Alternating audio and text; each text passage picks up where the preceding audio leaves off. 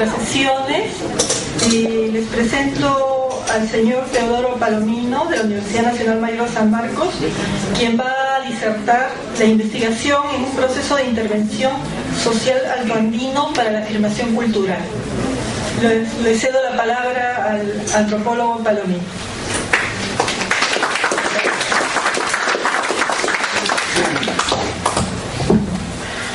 Bueno, buenas tardes a toda la concurrencia y mi agradecimiento al Colegio Profesional de Antropólogas por esta oportunidad que me ofrecen de poder ofrecerles algunas ideas a partir de una experiencia de trabajo que duró casi 8 años. Como el tiempo es breve, en la comunicación me dijeron 25 minutos y les pedí unos 10 minutos más, ojalá me la concedan. Pero el tema es el que aparece frente a ustedes, la investigación etnográfica, un proceso de intervención social altoandino para la afirmación cultural. Va a tener 5 partes, un pequeño prólogo al comienzo y al final un epílogo con algunas ideas que a mi entender son muy necesarios, en tanto además de promotor social soy docente universitario, participo en la formación de los antropólogos en San Marcos, y el cuerpo de la ponencia tiene 3 partes: proyecto de promoción social que hizo posible la experiencia. Luego hablaré sobre los escenarios microrregional y regional del proyecto, y luego la investigación etnográfica en un proceso de intervención. Mi nombre es Teodomiro. Tengo otro amigo que también es antropólogo que se llama Teodoro, que también es Rubén, sí. Bien. Pido la diapositiva, sí. El proceso de investigación etnográfica tomado como experiencia y aspecto central de esta ponencia fue impulsado por un proyecto de intervención social que se ejecutó en su etapa de despegue entre 1998 y el año 2007, y cuyo propósito final fue la afirmación cultural de los grupos humanos asentados en una microrregión altoandina ubicada en el norte del departamento de Ayacucho.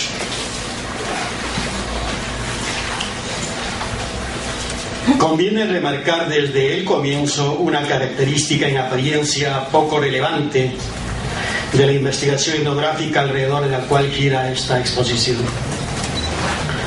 Su proceso, de perfil más académico que profesional, impulsado por otro de promoción e intervención social del cual es parte y que es de perfil más profesional que académico. Para mí es clave esta relación. Fue así no por una opción definida a favor de uno u otro de los dos perfiles, sino porque la realidad social que comparten al enfrentarla les impone interactuar para complementarse.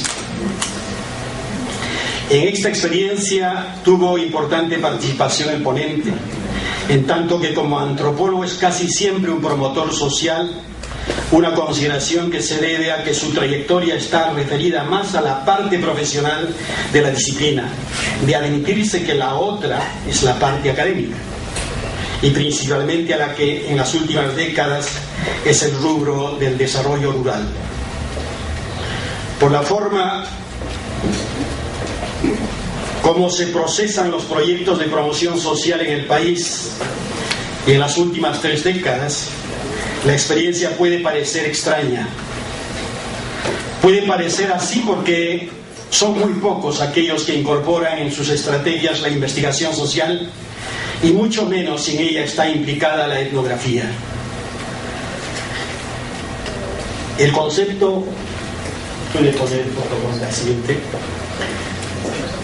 El contexto en que son formulados y ejecutados y evaluados hoy los proyectos de promoción social se muestra poco favorable para decisiones y medidas a favor de la investigación etnográfica, pese a que lo que más se menciona sobre la situación general del país es la diferencia, la diversidad y la desigualdad de su conformación social y cultural, lo cual ya debería significar desde un comienzo que no es posible obviarla.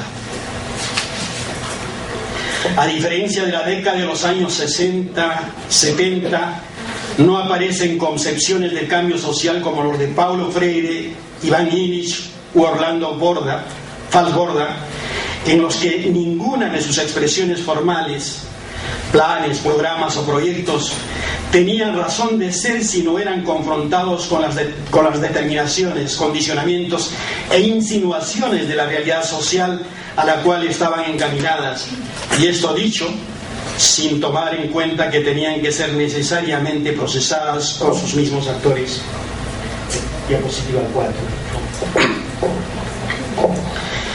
El proyecto de intervención social que hizo posible la investigación etnográfica en materia de esta exposición fue, como ya se indicó, uno que cumplió su periodo de despegue entre 1988 y el año 2007, y estando, como lo está hasta ahora a través de sus ramificaciones, dirigida a la afirmación de grupos humanos asentados en la microrregión altoandina, Salja, Vinchos, Paras, Chuchi, en el norte del departamento Ayacucho, Perú. El periodo de despegue del proyecto coincide con otro que cubrió casi todo el ámbito, todo el último cuarto del siglo pasado, e hizo que las ciencias sociales, en especial la antropología, se vieran empeñadas a encontrar y explicar las razones de por qué los Andes peruanos, a diferencia de los ecuatorianos y bolivianos, no daban cabida a los movimientos indígenas. Este empeño no solo se encontraba en las universidades, sino también en las ONGs dedicados a la afirmación cultural de los pueblos originarios andinos, y en este caso con cierto malestar por los reiterados fracasos de los proyectos a los que daban apoyo. Por las elaboraciones teóricas de la antropología aplicada, que para Bastides es la ciencia teórica de la práctica, se entiende que la expresión promoción social hace referencia a ese campo del quehacer humano en el que los esfuerzos tanto mentales como físicos se condensan para confluir en los procesos de cambio social deliberado y planificado. La misma fuente indica que este cambio social se diferencia de aquel otro que se llama cambio social simple y que acontece en una formación social por impulso de su propia dinámica. La siguiente diapositiva 5. Desde mediados del siglo pasado, el cambio social deliberado y planificado, al ser incorporado por los países hegemónicos en el manejo político del tercer mundo, es el núcleo de ese concepto hoy conocido mundialmente como desarrollo. De este concepto y de lo que a partir de él se tiene como teoría son ahora tributarias todas las ciencias sociales. En la antropología se le concede una importancia tal que hay quienes explican su historia reciente como un paso de la antropología para el desarrollo a la antropología del desarrollo. Con una directa incorporación del concepto de desarrollo en la concepción del proyecto, las interrogantes que aparecieron entre quienes se encargaron de hacer el reajuste del diseño estratégico y metodológico tenían el sentido que expresa este. ¿Se puede afirmar mediante el desarrollo una cultura que se muestra históricamente permisiva con la pobreza extrema de sus portadores? O este otro, ¿es posible emprender procesos de desarrollo en unidades sociales de pobreza económica extrema y donde la cultura no hace más que expresar y justificar en su continuidad esta situación? La necesidad de dar respuesta medianamente razonadas a estas interrogantes como las que acaban de ser mencionadas les obligó a incursionar en el estudio de las teorías contemporáneas del desarrollo y de manera auspiciosa en aquella que para sus autores es el desarrollo a escala humana. Me refiero a Manfred Magnit, todos aquellos con quienes él trabaja.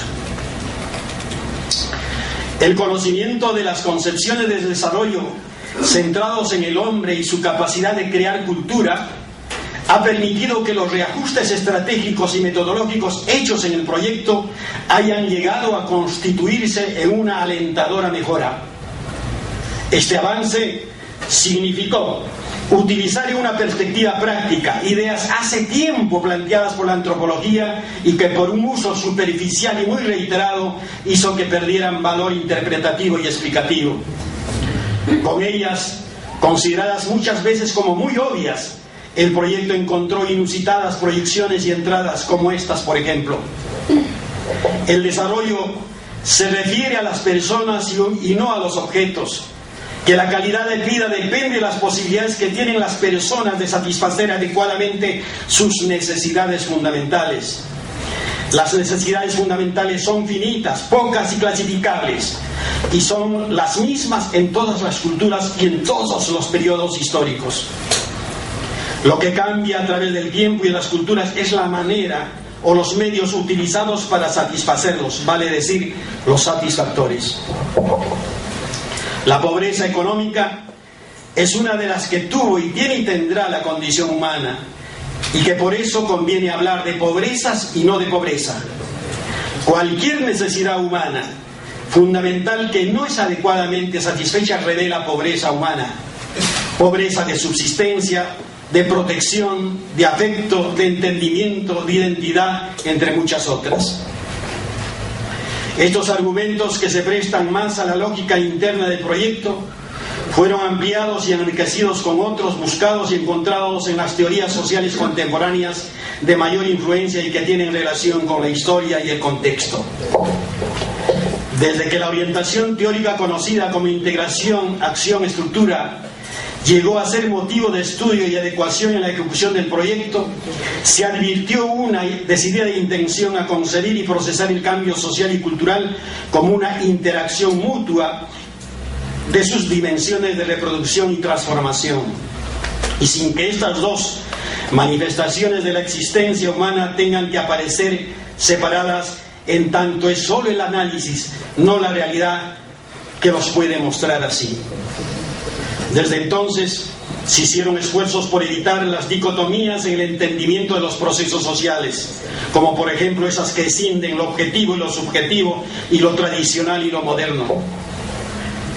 En esos esfuerzos fueron muy importantes las ideas condensadas en las nuevas reglas del método sociológico de Giddens, las ideas sobre el vínculo, sobre el vínculo entre la acción y la cultura, las explicaciones sobre el uso analítico del dualismo y en confrontación con la noción de dualidad de Archer, las ideas de la relación dialéctica entre hábitus y campo, la concepción de la práctica como producto de la interacción acción-estructura, los conceptos de capital social y capital económico, capital simbólico, capital social y capital simbólico, y las ideas sobre los valores que adquieren estos capitales entre los grupos humanos de Bourdieu. Diapositiva 6. Las ideas de acción del proyecto fueron investigación, la promoción en sí y la proyección o socialización. La investigación básicamente etnográfica buscaba la comprensión intercultural. La promoción en sí, procurando hacer social y técnicamente factibles las posibilidades de cambio detectadas de manera deliberada y democrática. La proyección, compartiendo las experiencias en tanto las condiciones de vida humana demuestran ser homogéneas bajo ciertas condiciones. Las líneas de acción no encontraron significación en sí mismas, sino en la unidad que en conjunto y en lo que les corresponde trataron de encontrar.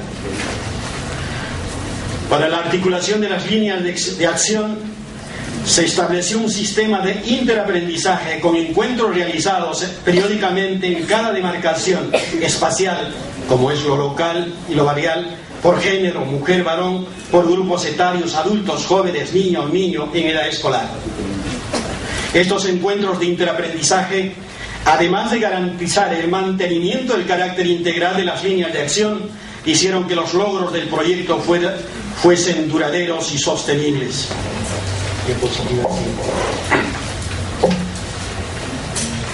Como no suele ocurrir regularmente en el campo de la intervención social, En el caso del proyecto, el escenario o ámbito no será solo el de acción directa, vale decir la microrregión Vinchos Paras Chuschi, sino también el norte de Ayacucho, espacio geoeconómico regional al que están históricamente articuladas sus unidades sociales. Así, durante la ejecución del proyecto, la microrregión fue el escenario menor, central, inmediato y de localización, y el norte de Ayacucho el escenario de desborde, mayor, regional, periférico, mediato y de deslocalización. El escenario o ámbito de acción directa del proyecto fue un espacio geoeconómico alto andino, Salja, de alcance microrregional, en el que estaban el distrito de Vinchos de la provincia de Huamanga y los distritos de Paras y Chuschi de la provincia de Cangallo. Por los distritos que compromete este espacio tiene el nombre de Vinchos Paras Chuschi. La diapositiva 8, por favor. El gráfico 1, sí, ese, que se refiere a la comunidad campesina de Quispillajta, la diapositiva 8. El gráfico 1, que se refiere a la comunidad campesina de Quispillajta, donde se encuentra Tuco, una de las localidades involucradas en el proyecto, muestra la posición vertical de la Salja. ¿No es ese? A ver, está en curvas, por favor. Hacia atrás. Antes, atrás. Ese. Sí.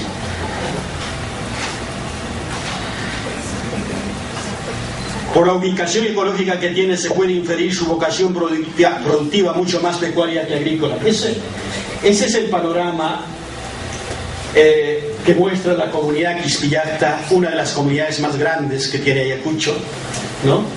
Y abarca un conjunto de barrios, y la mayor parte de los barrios están en el espacio Suni. Solamente hay un barrio que puede ser tanto más grande que una comunidad reconocida en el país, que se llama Tuco, que es parte de la microrregión. No sé si en el diapositiva 9. Sí. ¿Y por qué el escenario de acción directa del proyecto fue una microrregión y no otra unidad social mayor o menor? Porque tomando como punto de confluencia un pueblo de reciente emergencia, Rumichaca II, sus unidades domésticas tratan de configurar y cerrar un circuito económico interlocal alrededor de la crianza de alpacas. En otras palabras, tratan de que esta actividad económica en tanto eje desencadene un ciclo económico de proyección microrregional con actividades de postproducción y con valores cada vez más crecientes respecto al que primariamente tiene. Es que, de no darse esta nueva situación, la estructura productiva de la microrregión seguirá reducida casi solo a la carne y a la fibra de alpaca, los dos únicos bienes con posibilidad de ampliarse, diversificarse, además de ser los que más sostenidamente sobrellevan las fluctuaciones del mercado. 10.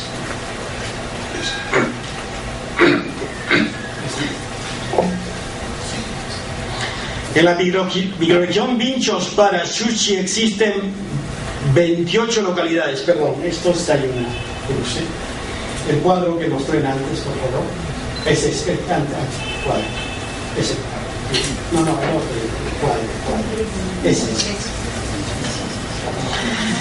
El cuadro 1 muestra el universo ubicando a cada localidad en sus respectivos espacios hidrográficos, geopolíticos, geoeconómicos, ecológicos, municipales y comunales. Ustedes comprenderán la complejidad que crea esto de pertenecer a distintas jurisdicciones, y es mucho más preocupante cuando hay que planificar con la misma población acciones de cambio. Este universo diverso y complejo tiende a disminuir con los nuevos espacios supralocales que se configuran en las cuencas hidrográficas adyacentes y conforme se intensifica la construcción de carreteras. La diapositiva 11.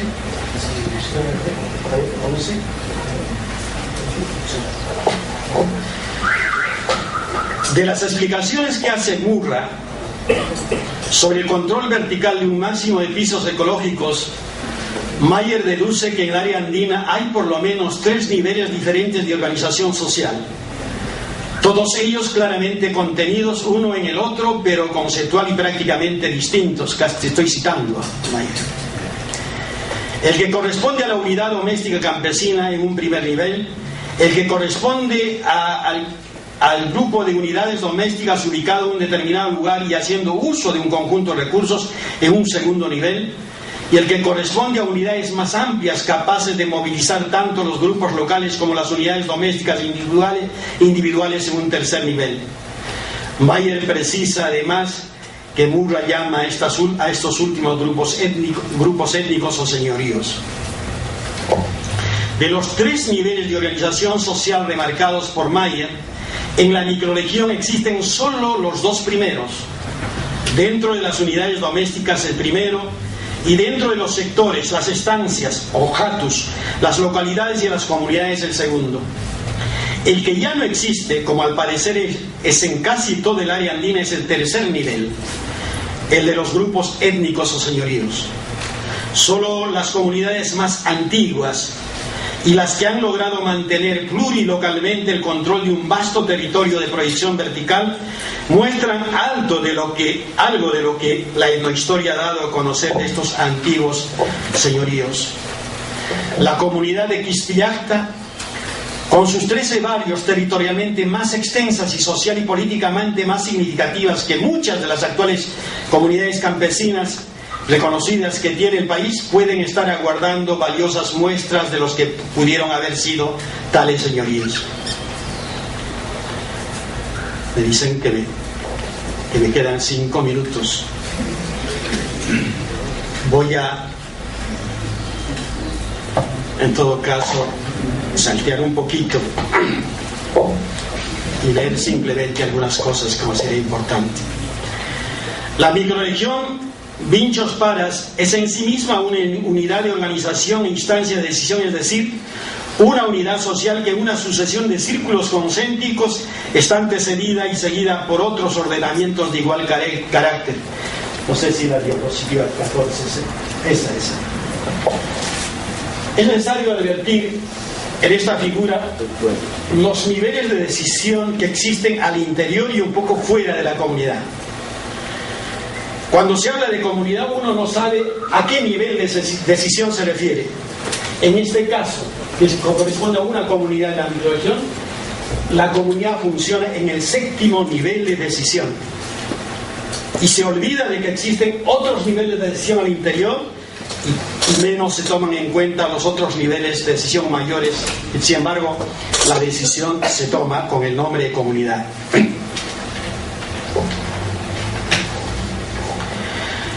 ¿Por qué consideramos el norte de Ayacucho como un ámbito de desborde? Es que ese es el territorio donde las unidades domésticas de la microrregión se desplazan anualmente para, a través del llamado Quichuari, que es un viaje internacional, cubrir todas las necesidades alimentarias que ellos mismos no logran producir en su propio ámbito microrregional. Y viajan por distintas zonas del norte de Ayacucho y realizan con las unidades sociales de otros pisos ecológicos intercambios no monetarios de bienes y servicios.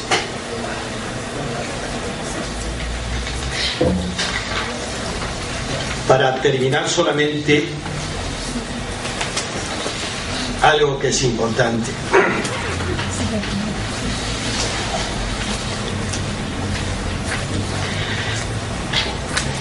Dentro de aquellos que hacen la planificación de las unidades, planificación de las acciones de cambio en el espacio altoandino, hay la creencia de que estas unidades sociales solo se reproducen y no se transforman.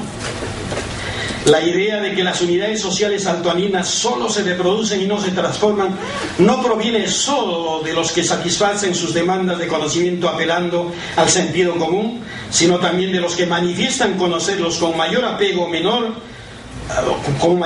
y poder y de darse el mérito de decidir qué acciones realizar en esos ámbitos. Ni en los legos, ni en los entendidos eruditos, la idea es planteada directamente. En los primeros son los actos de convivencia cotidianos o especiales, estos últimos con marcado ritualismo, los que la dejan entrever, y en los segundos son los enfoques académicos o profesionalmente adoptados los que la dejan deslizar. Pero ni en legos ni entendidos la permanencia tiene un carácter absoluto. Queramos o no, quienes a veces hacemos de planificadores, esa realidad está cambiando porque tiene su propia dinámica. A eso es lo que nosotros conocemos como reproducción. Y si hacemos algo deliberadamente, planificadamente, es que estamos tratando de ver en qué sentido debe darse la transformación. La diapositiva 20, por favor, voy a acabar con esto. 20. No puede ver. El que no ve qué número es. Bueno, la última, si le quiero pedir. La última. No sé cuál sea la última. Bien. Algunas lecciones pueden ser extraídas para la antropología aplicada como epílogo de esta ponencia. Las que pueden ser resumidas en dos integraciones necesarias entre la investigación, actividad académica, y la promoción o intervención, actividad profesional. Nada es más urgente hoy en las ciencias sociales que la búsqueda de la integración entre la promoción y la investigación. Un reto para el que se requiere reconocer que el primer campo tiene un alto componente etnográfico y por eso una inmejorable fuerza mediadora entre las dimensiones interpretativa y explicativa y entre marcos de significación culturalmente distintos. Ingresar a la antropología por lo aplicado o lo aplicable o enfatizarlo simplemente implica considerar crucialmente importante la relación interpretación-explicación conocida por los sociólogos como doble hermenéutica. Desde la antropología, Aurora González Echevarría considera que es inadecuado distinguir la explicación teórica de la explicación interpretativa. De igual manera, la teoría explicativa de la teoría interpretativa, y que la persistencia de alguna de estas distinciones supone la división entre antropología EMIC y antropología ética. Para superar esta oposición a la que califica de decimonónica, sugiere entenderla como un proceso de comprensión, como esos esfuerzos que se desencadenan en el trabajo de campo y en su primera fase para la familiarización intercultural. De este modo, la comprensión disolvería simétricamente la división en cuestión, porque el lado de la explicación en el lado de la explicación estaría implicada la interpretación y en el lado de la interpretación la explicación. La interpretación implicaría la explicación porque al abordar significados tiene que identificar no solo motivos y razones, sino también procesos, estructuras, situaciones de contexto. Una vez conseguida una situación como la que se describe, señala la autora, se habrá logrado tener un conocimiento profundo de una cultura, vale decir su descripción densa. Muchas gracias.